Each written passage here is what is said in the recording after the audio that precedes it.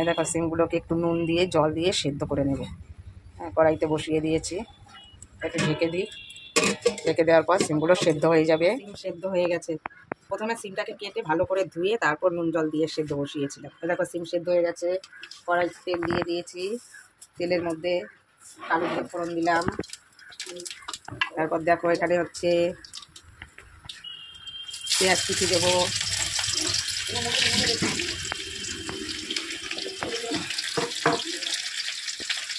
পেঁয়াজটা একটু ভাজা ভাজা হোক। তারপর রসুনটাকে থেতো করে নিচ্ছি।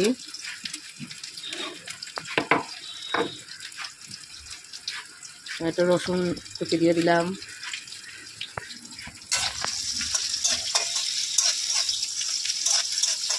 তারপর দেখো কতগুলো লঙ্কা চিড়ে দিলাম। তোমরা এগুলো বেটেও দিতে পারো, লঙ্কা বেটে, পেঁয়াজ বেটে, রসুন বেটেও দিতে পারো। আমি সব কুচিয়ে দিলাম।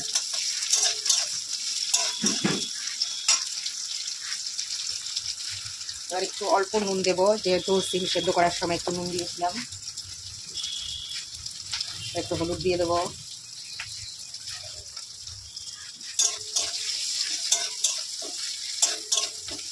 এরকম মশলাটা একটু ভেজে নেওয়ার পর সিমগুলো ঢেলে দেবো।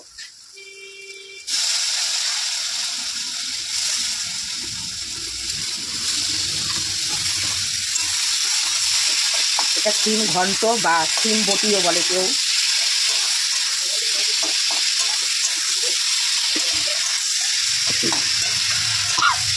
এবার এর মধ্যে দু পিস টমেটো দিয়ে দিলাম। টমেটোটা বেশি দিলে এই ঘন্টটা হচ্ছে একটু টক টক হয়ে যাবে, এর জন্য আমি 2 পিস টমেটো দিলাম।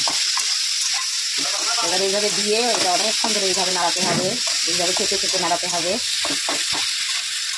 এই দেখো সিম ঘাটা তৈরি হচ্ছে, সিম ঘন্ট। একটু ধনে পাতা দিয়ে দেবো।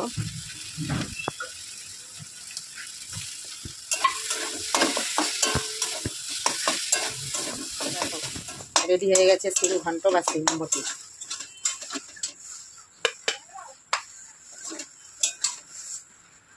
শীতকালে এই রেসিপিটা খেতে খুব টেস্টি হয়, ভাতের সাথে দারুণ লাগে।